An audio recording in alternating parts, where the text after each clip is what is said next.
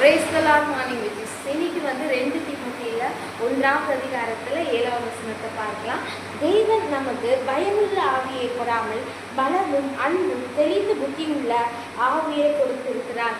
பலமும் அன்பும் தெளிந்த புத்தி உள்ள ஆவியை கொடுத்திருக்கிறார்.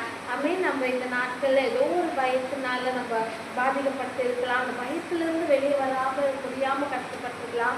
ஆனா கர்த்தர் இன்னைக்கு சொல்றாரு, பயத்தின் ஆவி என்னுடையதல்ல, நான் உனக்கு அந்த பயத்தின் ஆவியை கொடுக்கல. ஆவியானவர் நம்மளோடு இருக்கும்போது பயம் இருக்காது. ஆவியானவர் கிட்ட இருந்து கேட்கும் போது அவர் நம்மளுக்கு பயத்தை எப்படி மேற்கொள்றோன்ற என்பதை நம்மளுக்கு தெளிவுபடுத்துவாரு.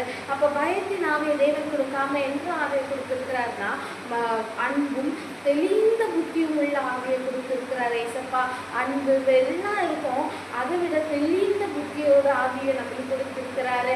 அது சில டைம் நினைச்சிருக்கு, எதுக்கு எனக்கு இந்த பயம் வருது, நீங்க ஒருவேளை எனக்கு இது தரீங்களா, அந்த மாதிரி ஒருவேளை நம்ம ஏசப்பாவை கேட்டுருக்கா இல்லை. ஏசப்பா நம்ம தெளிவா சொல்றேன், நான் உனக்கு அந்த பயத்தை கொடுக்கல, என்னால் உண்டான பயம் அது கிடையாது.